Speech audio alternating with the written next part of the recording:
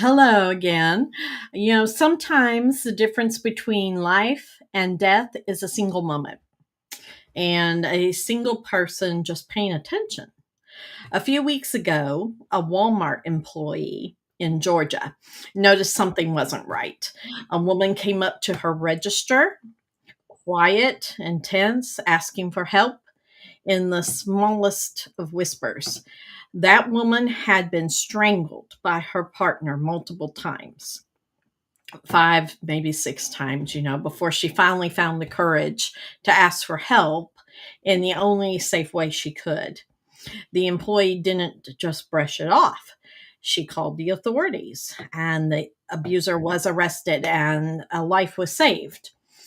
Most of us like to think we'd noticed, that we'd act, right?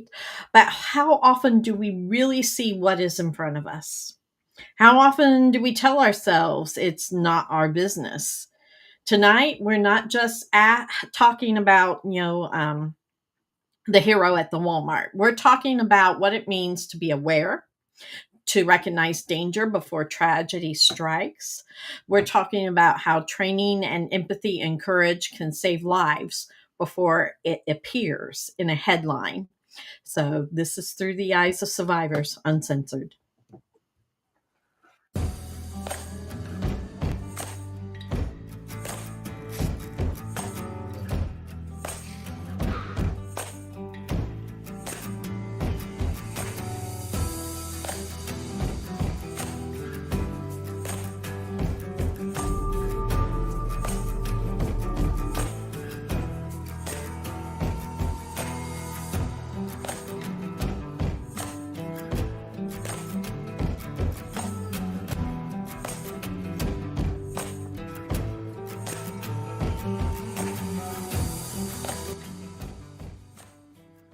Important notice: the following content may be triggering.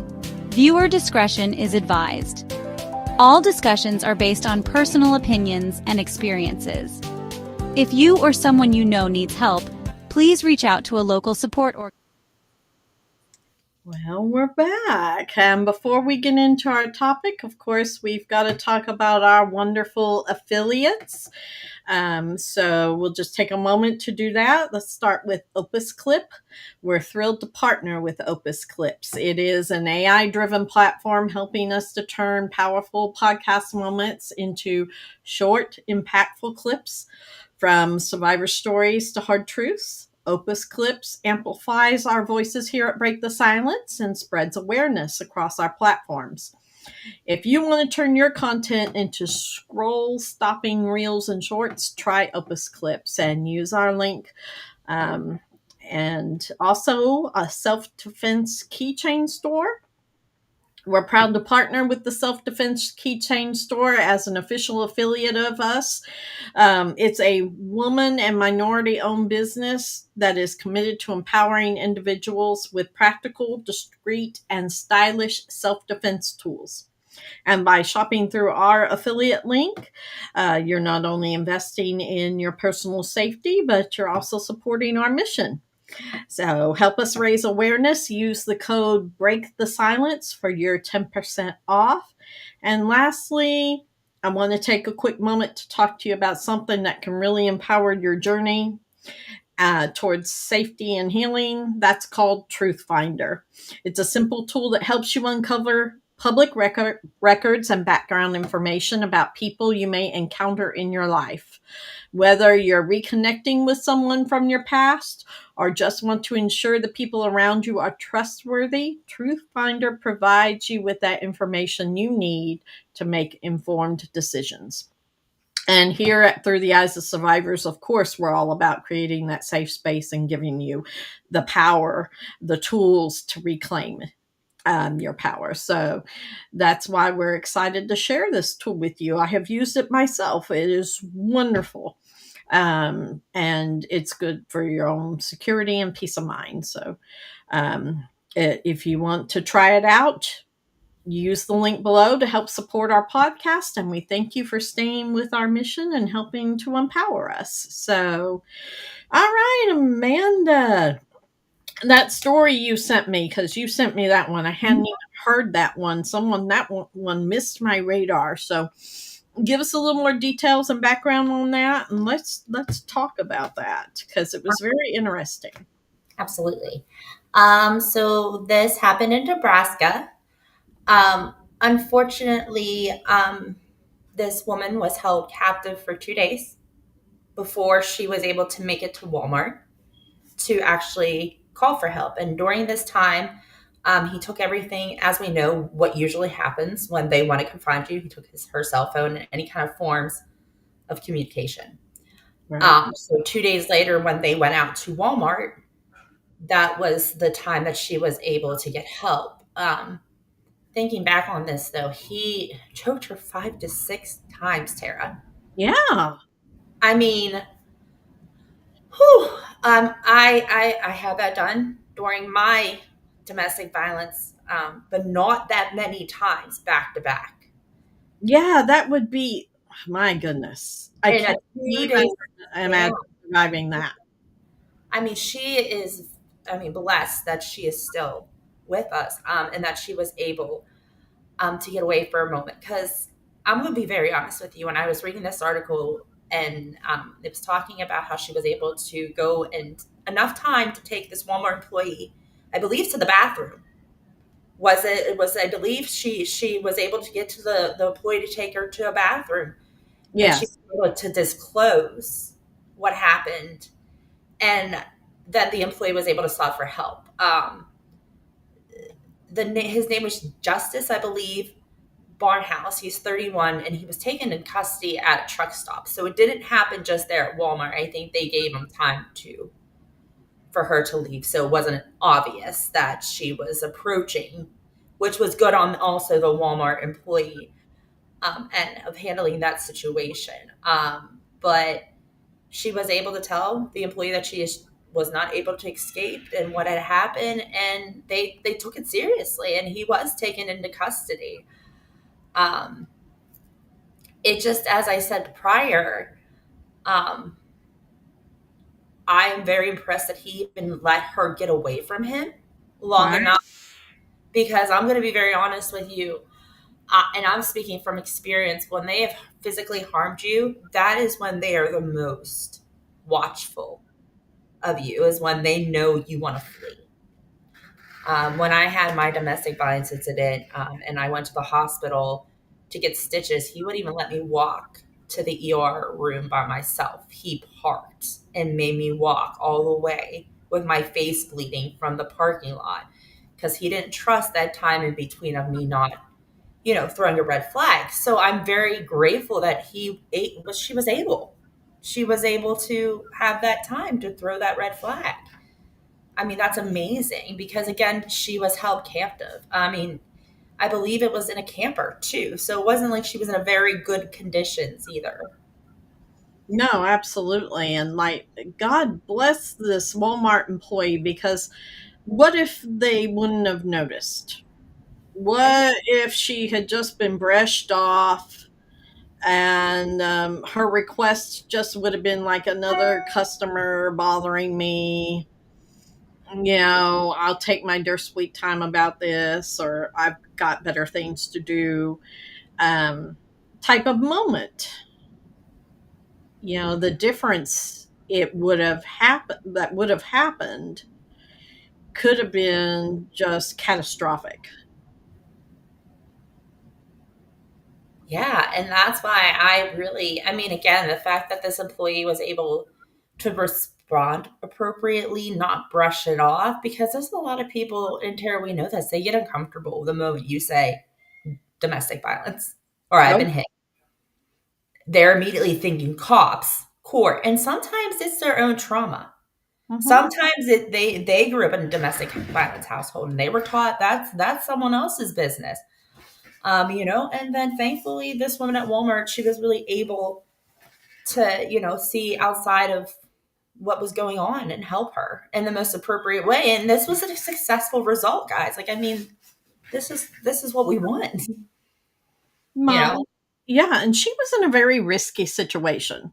And we tell these statistics all the time, but we do it because many people haven't heard them until they're watching something like this that brings awareness to light on it. I mean, a non fatal strangulation increases the risk of homicide in a relationship by 750%.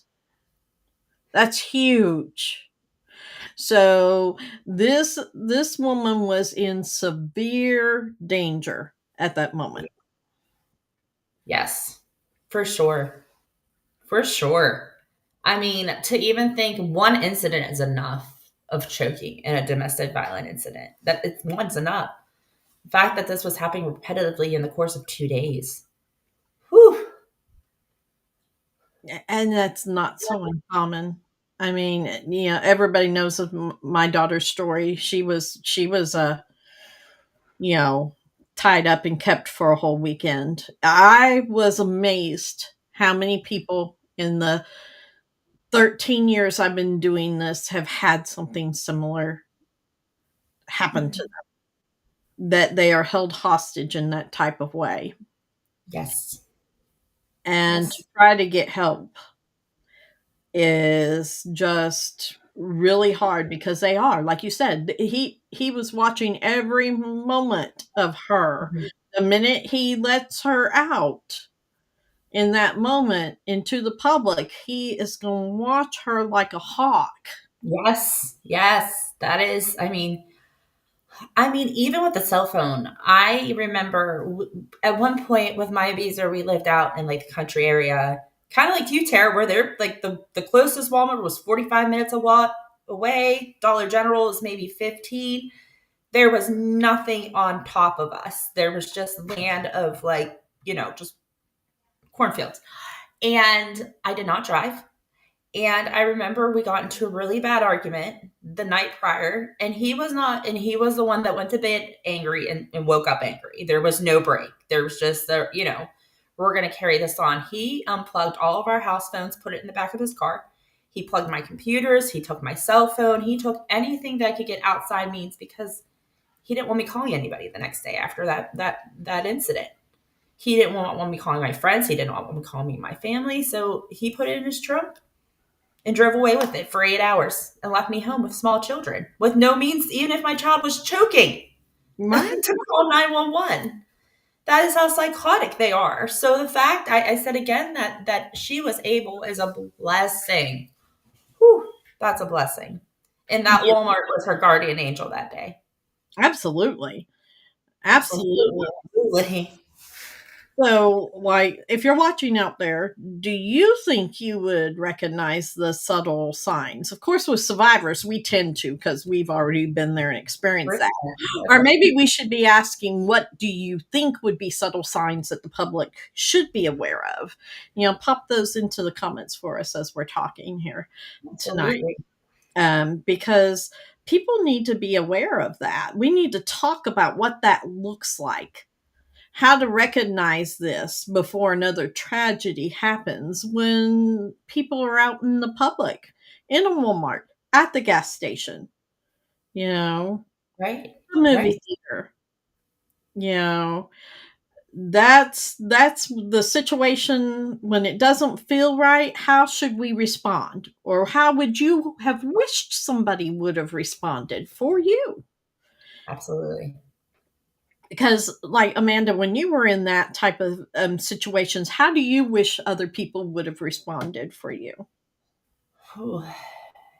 I think there's two different sides, right? Like you want them to tell them off and tell them how much of a piece of crap they are, but you also know how dangerous that is when Mhm. they're confronted because it's not them going, "Oh man, yeah, you know what? I am a piece of crap." It's like, "Look how stupid you just made me look. Look how I just look like a JA because of you."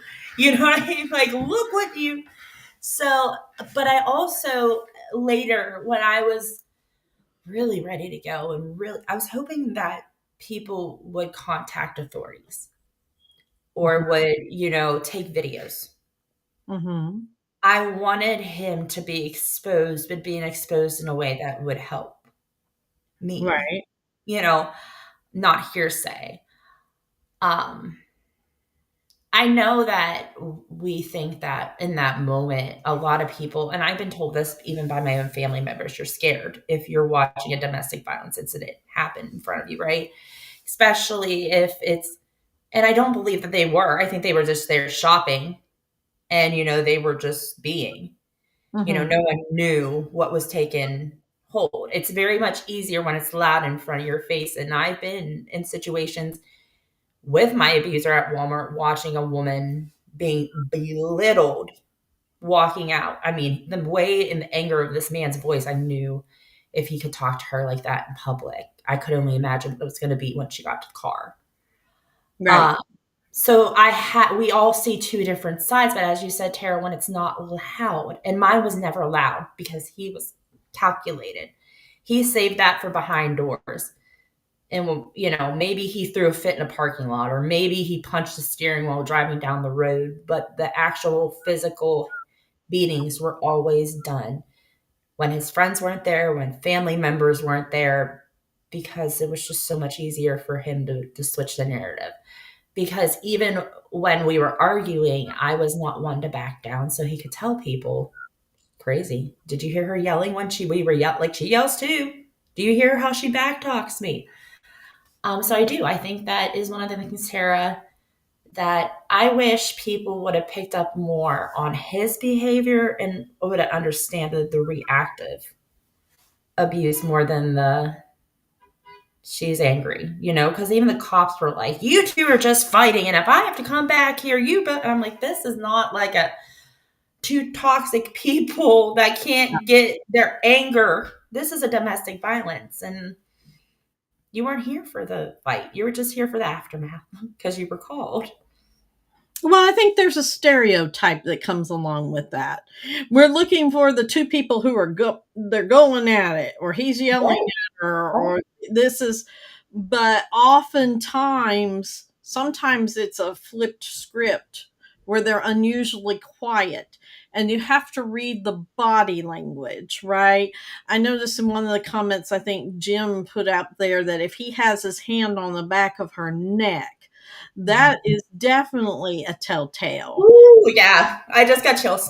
I Yeah, just got chills. Oh, I just got chills, that's ladies. how And that my is, ex would in public let me know, oh, you gotta restrain yourself. that's almost like a control without yelling or harming. It's almost like you could feel the pressure and they lead you with that hand Mhm. behind that, like it's almost a push, kind of like you better. It's a Yeah. dominant. And Yeah. and the hand on the arm too, when they put like they have you by the upper here on the arm, instead of usually a woman walks with her arm inside the man's arm. Yeah, you kind of like to get that loop in, right? Like that hook, like, yeah, because that's when you feel secure. Also watched how he controls her with his eyes. That's my That's abuser, the mhm. T. He was able to And then control. if she's looking down and not making eye contact on top of it, mm-mm, Mm-mm. mm-mm. And if you watch her just, and if she's looking at the ground and she's not looking up when she's talking to you and she's fidgeting, that's another tell. Because if you're speaking to her and he's over speaking her, because sometimes I speak for my husband. Women are like that. We will, like we're in we'll just start talking and we're like, sorry. And, we can catch ourselves. We can laugh. We can back off. But if she is not even making eye contact with you, Right. and he is speaking before she can even get a word out, Mhm. that's a sign. Yes, absolutely. So it's in those moments that's what this Walmart employee obviously caught, Mm-hmm. was that small moment. Absolutely. And another thing I was told too by someone that worked at a liquor store, when they would open their wallets, they would see the woman's ID in the man's wallet. Ooh. And that's when she would be able to pick. And she said it wasn't just her assumptions. She knew that because of just the body language, but the minute she saw that ID in that wallet, you can't get a job without your ID, right, Tara? You can't move without your ID. a lot of homeless people have a hard time with being homeless because of if you don't have an ID, you can't. So that is also a form of control too. So if you see them and they're paying and they open up and you see her ID there, you see bank cards, you see things that should be in that woman's wallet, that's another thing Mhm. to also that you can look for without having to ask. Mhm.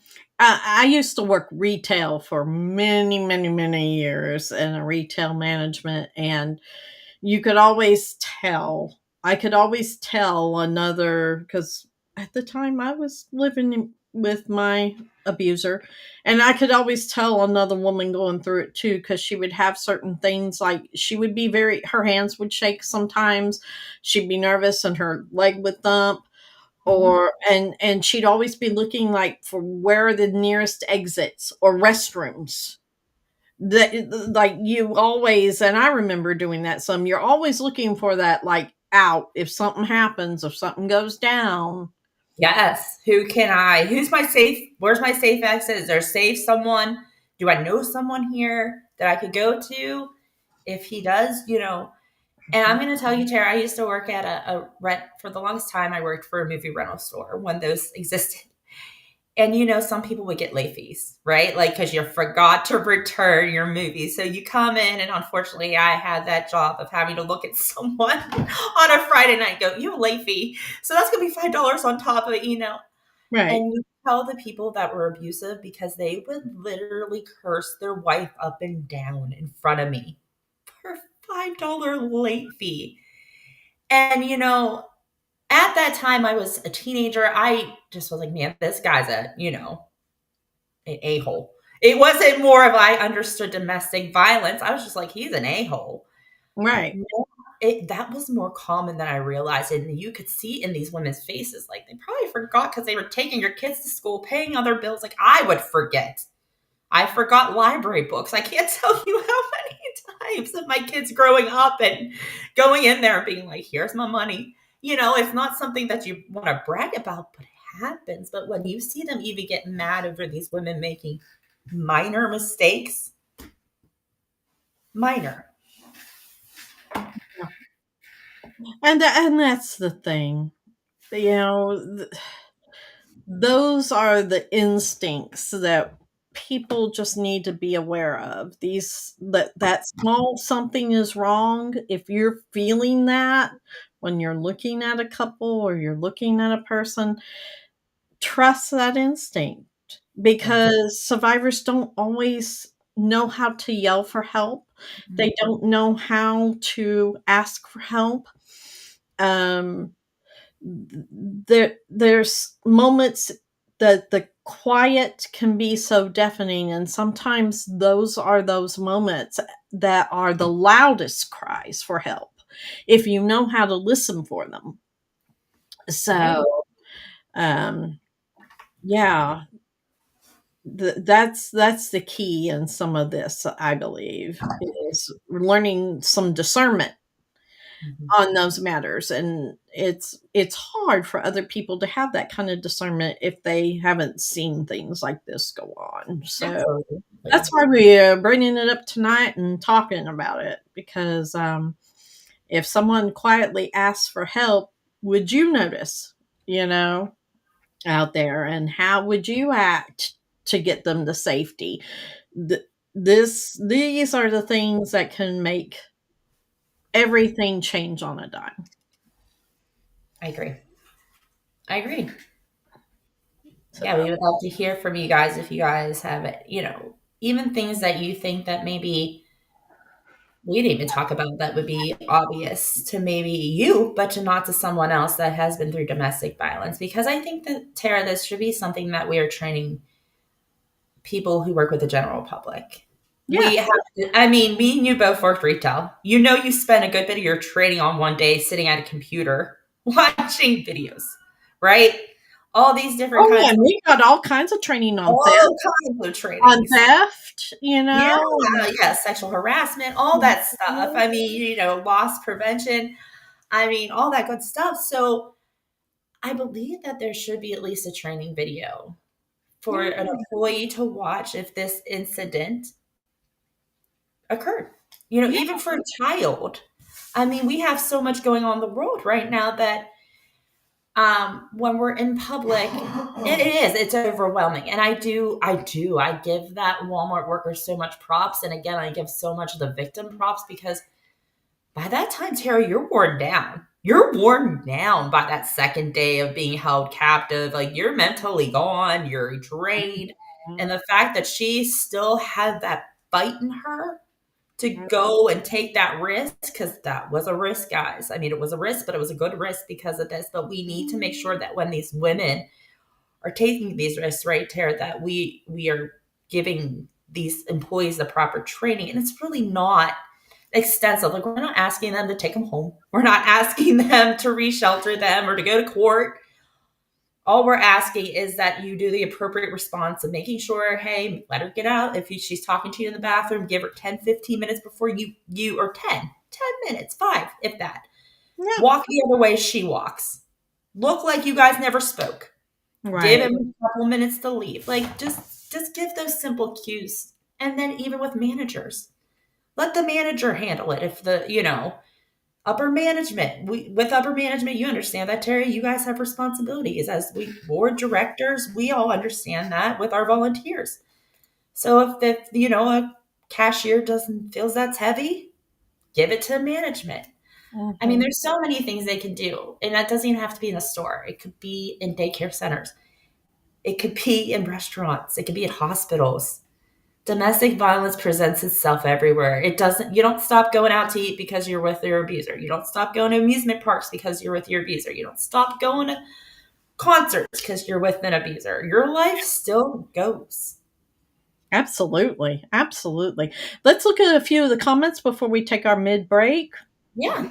So, Kathy said love bombing by a narcissist makes it very difficult to escape. My husband repeatedly tried to strangle me. I encourage any woman in an abusive situation to get out fast. The damage done is irreparable. Absolutely. Absolutely.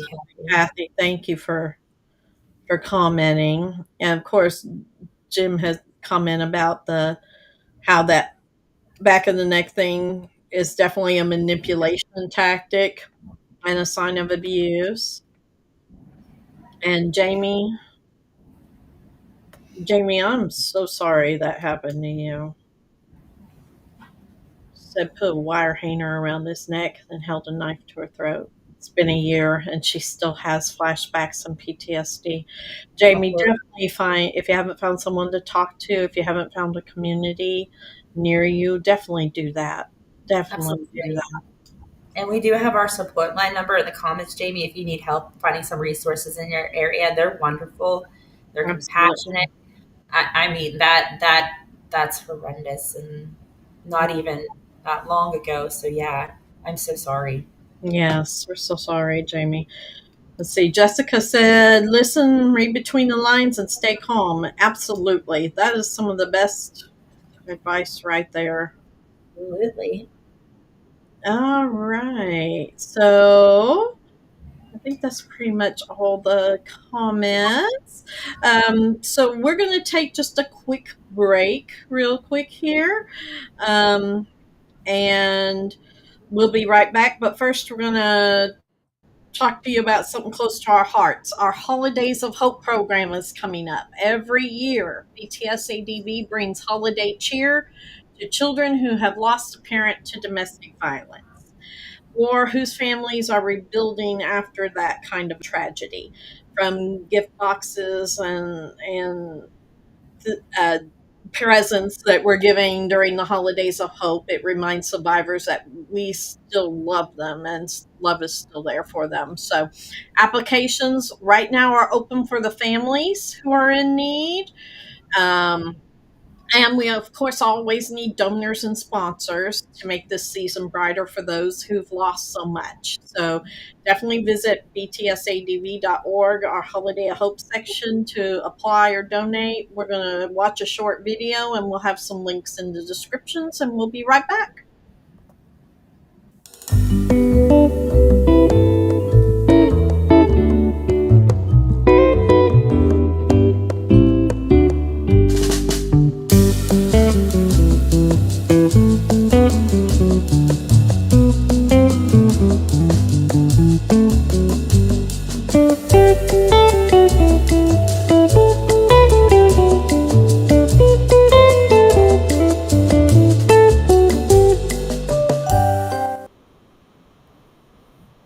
Awesome. And we are back now.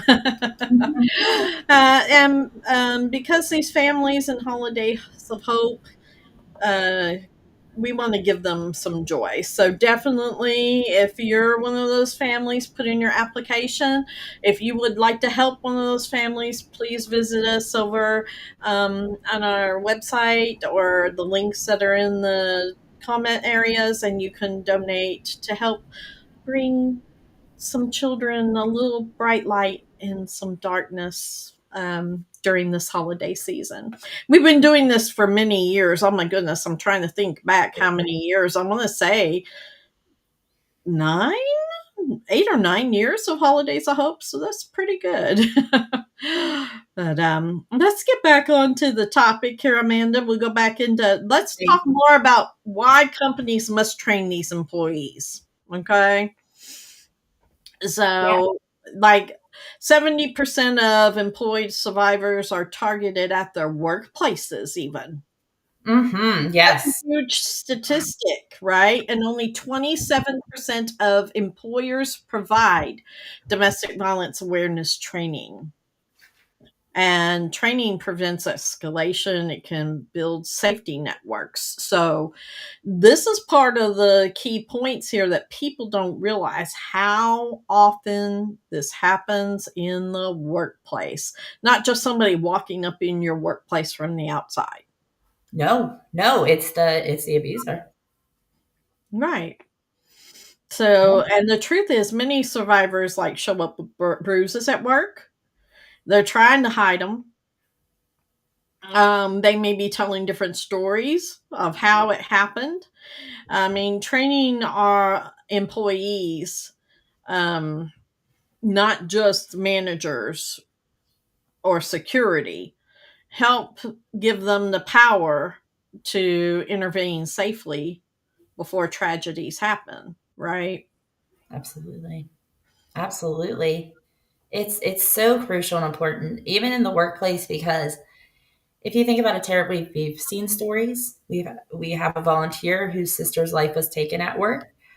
Um, when they get these PFAs on these men and they can't come to your home, right? Or they look for your consistencies of public places they know you're going to be at every day.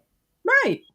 They know your job, they know your schedule, and they're finding these women in parking lots. They're going into their jobs. And as Tara said, we don't need to recognize this just for, the bystanders or people coming in outside. We also need to understand it for the employees that are working for you, because that becomes a dangerous situation for everybody, not just the victim that they're going after, everybody. And if you can escalate it, if you could see the signs, if you have kind of like, a safety where they can come to you as, an employee and feel, because some people feel they're going to be fired because, Right. oh, you're too much drama. You're too much of a liability. We can't have that in our company. Yeah, right. That happens way too often. And so, like, if you're listening out there, do you think your workplace is prepared for situations like this? Why or why not? Drop that in the comments for us while we're talking about this, because I'll tell you something. Most people do not realize, and I tell this statistic all the time, no matter where I am in the country talking and who I'm talking with. Everybody knows pretty much that 1 in 3 women in the US die every day during a domestic violence incident.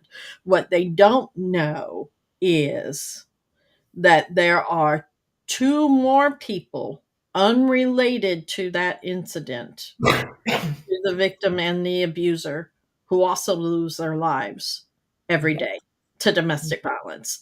Whether they're innocent bystanders. That's so double your amount. So 6 more to the 3 lose their lives that are innocent bystanders. Whether it's other family members or it's people in the workplace or we've seen that at the hair salon, people show up, all these different places.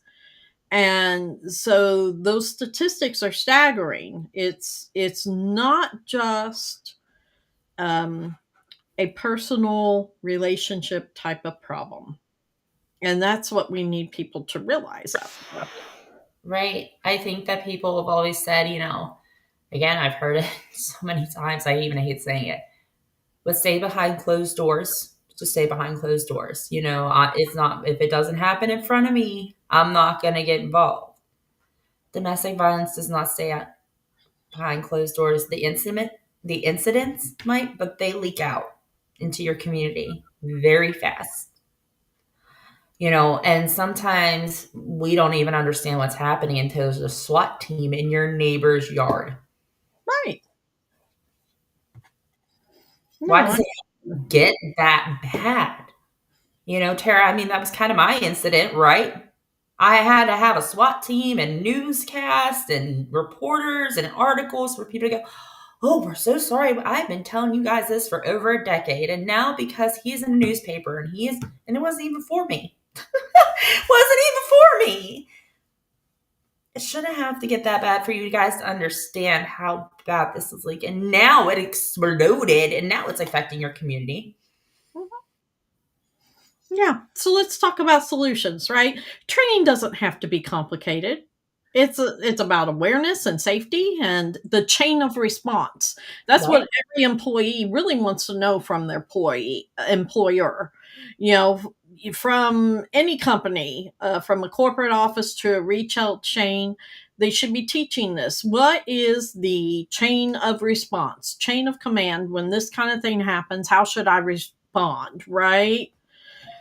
So, what some of the red flags that they can respond to, like let's say partner is constantly showing up monitoring the calls, fearful, withdrawn behavior at work, unexplained absences, Right. unexplained bruises. Right. What else, Amanda? Nervousness whenever the partner calls. Yes. Change your personality. Yeah. Like they got to take that phone call. They will get themselves written up to take that phone call because that was me. A person who starts backing out on plans, can't work over anymore, who is complaining about their schedule more, but you could tell it's not really them complaining about their schedule. It's more so they are being forced to tell you Right. that they can no longer honor that schedule. A lot of call outs, their partner calling for their call outs because mine did that. Not you even having the option to call yourself out. Um, Well, the sudden changes in work performance. Yes. Or even grooming. Because he would take deodorant away from me just to humiliate me. If you could tell, like, this was a woman who really loved doing her hair and makeup, and all of a sudden, and again, this is not shaming anybody because there's days I like to be natural, Yeah. especially Right. But if you can tell that this woman really loved doing her hair, getting her hair, like you knew she was like, oh, every Friday I go get my nails done, or every month I get my highlights done, and all of a sudden you watch this just go away. Just watch it go away. And she's more, just kind of losing that sparkle and things that you knew she enjoyed. That's going to show too. Even clothing, if the clothing's, dingy or not washed, or watch for that stuff too, because they'll abuse you in a way of making you humiliated in public with your appearance, and make everybody look like she's crazy. She can't take care of herself. No, Well, more than often it's dismissed as a personal type of struggle. Something's going on. You recognize something is happening. There's a warning sign, but you think it's just maybe personal. Maybe they've had an illness. Maybe they've had this. But if you don't connect with that person, instead of just writing it off as some kind of struggle or some kind of drama, then there's never the opportunity to be helpful. No, and you don't have to be like, you don't have to be forceful either. You could just be like, hey, like, I'm excited to see your nails for the Christmas time. But, kind of bring it up in a side way of, hey, I love seeing your nails for the holidays. When's the next time? What you gonna do for Christmas? Like, that's how I'd bring it up. It's not saying, hey, what happened? Hey, you always got your nails, because then that feels like you're condemning them, right? You Right. feel like and then they start feeling bad, and they're most likely not going to tell you. And this might not even get them to tell you in the first place, but you could say, "Hey, I really would love to see what your nails like for Christmas." And if they're like, "Yeah, me," Yeah. and Little things like, I see you're a little down, I brought you a coffee, right, could be the key to opening a whole door.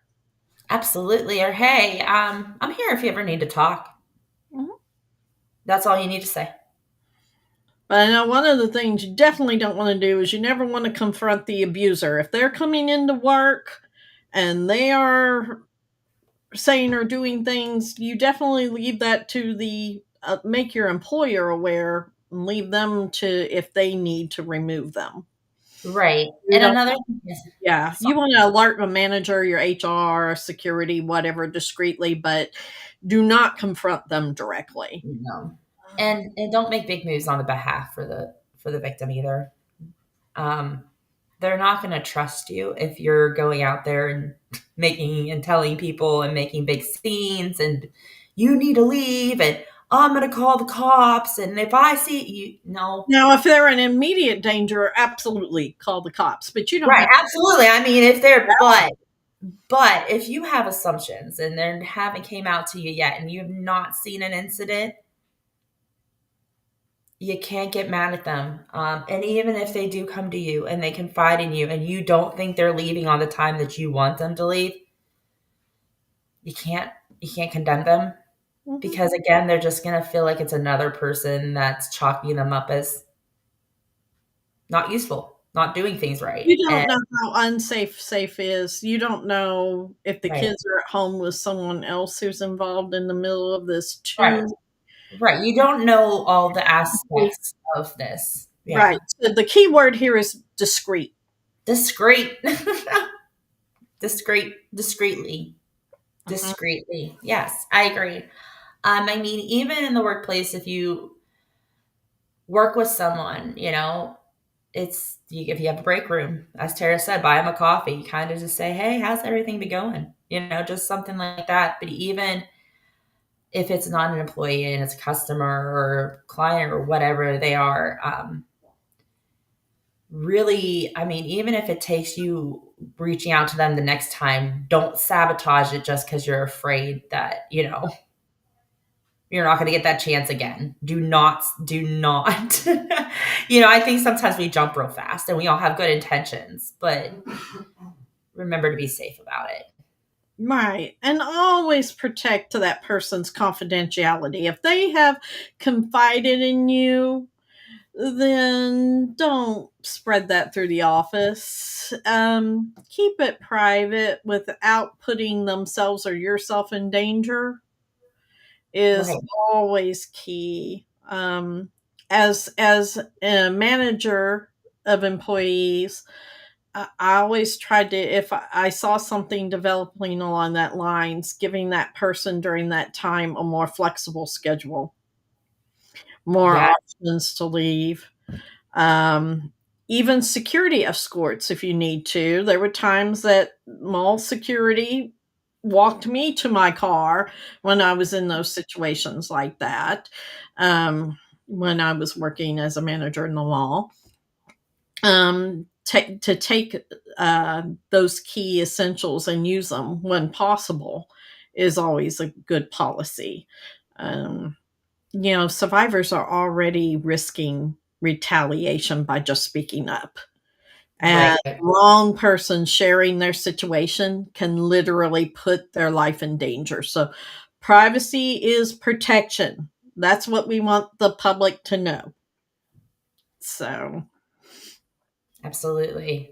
That's it is so worth it to be able to help someone, but it's also worth it to be safe in that help too. and I think the biggest things that companies need to do across the board, they should have resources ready. So they should know where their local shelter is. They should know the hotline number that they can provide. They should have workplace partnerships, maybe with DV organizations in their area. Right. Um, Right. have access to info cards, maybe in the employee lounges or in break rooms. These are the key areas that I believe, especially coming from out of corporate and retail America, that companies should be random. There shouldn't be like random posters, but like a real plan for real people with real numbers. Um, that is key, I believe, in for employers to do. No, I agree. I agree because it has to be able to accommodate in a way, as you said, discreet but fast because they don't have much time. It's not like they can get on a computer or get on their phone.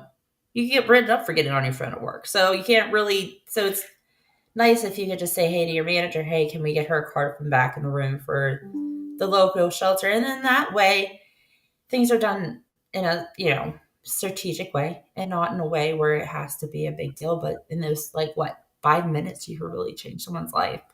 Right. Well, and it's not just about having a protocol, it's about creating a culture where compassion and vigilance are all part of the job. I mean, if you really think about it, your employees know what to do if there's a medical emergency. Why not? Have a plan for domestic violence. It's the same principle. Early intervention saves lives. And so this can be part of how the workplace benefits by having these policies in place. And studies show when companies have trauma informed training, they have like less absenteeism, they have higher morales, there's fewer workplace incidents. So it's not about being charitable to your employees, it's about safety and management. Absolutely. And I Yeah. mean, here's the thing, like, you want your employee to be able to come to work and feel safe and be able to do their job at the best way they can. And when you are in any kind of domestic violence relationship, marriage, you can't function if you don't feel safe. And you have to work. Your Mhm. bills don't stop because you're a domestic violence victim. You can't buy food, without a job. You can't take care of your kids without a job. And some of these people are actively planning to leave and they can't afford to miss days of work. So at least when they come to their job, they know that they have a safe haven to get out safely. Yeah, absolutely. So that's a part of it out there. Like, you know, the average survivor leaves up to 7 times before leaving for good. So every safe interaction counts, whether it's out in the public or in the workplace. And the truth is, many of us are going to cross the paths of someone who's in danger, and we're never going to realize it. Mm-mm. The huge question is, are we going to see them the next time we're out in public? Are we really going to notice?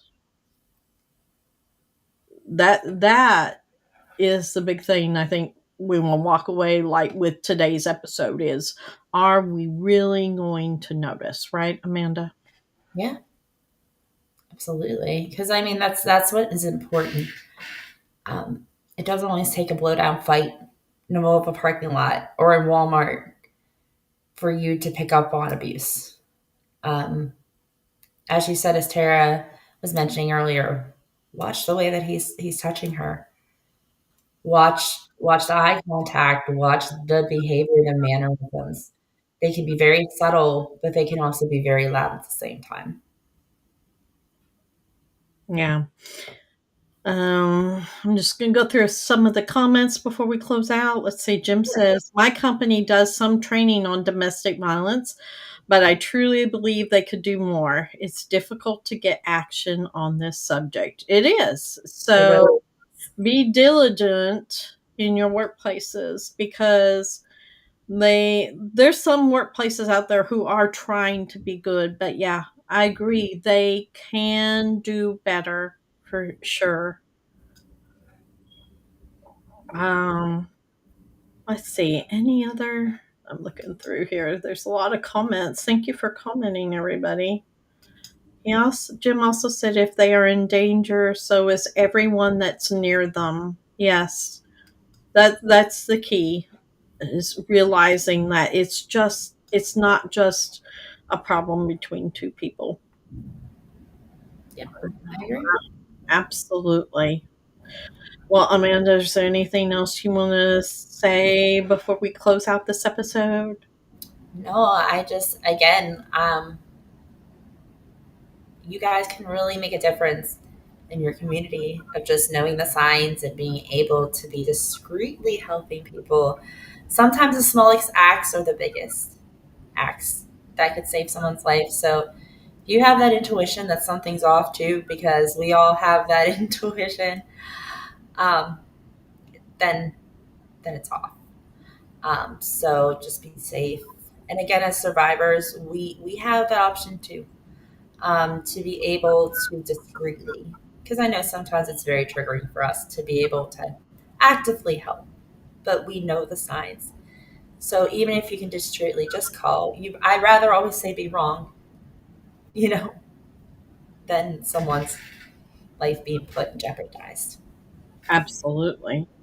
So So, when we talk about domestic violence, we often think of it as something that happens behind closed doors. We've said that several times here, but the truth is it's happening everywhere, in the grocery stores, in your office buildings, in your schools.